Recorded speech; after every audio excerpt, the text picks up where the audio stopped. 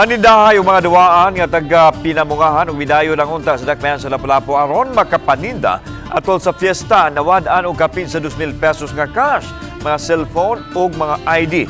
Aktong paggunit or pagpunit sa bag sa biktima sa wa mailing babae nakuhaan sa CCTV. Ano ang report?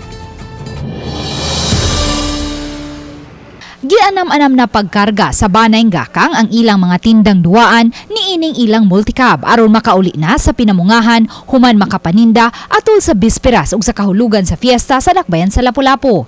Kay bag-uhay pa lang nabalik sa normal ang mga kalihukan sa fiesta, gilauman unta nilang makahalin-halin og dako. Apan niadtong Domingo pa lang sa alas 7 sa buntag, nahanaw na ang bag sa asawa ni Raymart nga si Jacqueline, diin gisulod ang kapin sa 2,000 pesos nga cash, tulo ka cellphone, mga IDs, lakip na ang driver's license ni Raymart.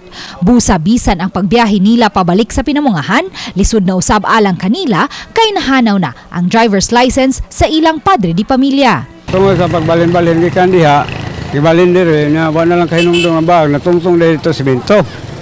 Nakaroon, pag di ka rin nahatod sa mga pwesto, balik sila dito, wala naman ito ang bag. Pagkabuntag ato, nanghuwa taon may pangkaon kay nahurot mang jugtatanan. Na hastang kwarta mo nang nanghuwam na lamig para pakaon. Base sa footage, makita ang ugangan ni Jacqueline nga si Marciano nga naglukdo sa iyang tindang mani. Samtang gihuwat niya si Jacqueline nga makabarog dala ang iyang anak. Apan nakalimtan ang sling bag. Ang babae sa video makitang daw nagduha-duha pa pagpunit sa bag. Ang katong laki nakita gyud siya nga ako atong bag kay pagbarog pa lang nako. Kita siya nga ang bag nasa kilid. Mabot atong nagduha-duha ang babae og punit kay kiba kay naa pa man mi sa dool. Mo to pagkita niya nga nilabang na gyud mi diri, yan na gyud tong gikuha. Ang insidente napablatter na nila sa Police Station 3 ug nakapahimo na usab sila og affidavit of loss sa City Attorney's Office aron may mapakita silang dokumento sa ilang pagbiyahe pabalik sa pinamungahan. Atong kwarta nga sa singanawagtang, tinigom-tigom to kay para man to dataan unta.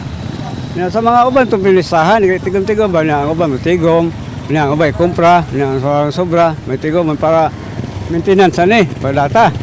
Napil mas kawa. Panawagan lang ko sa nakapunit sa kumbag nga.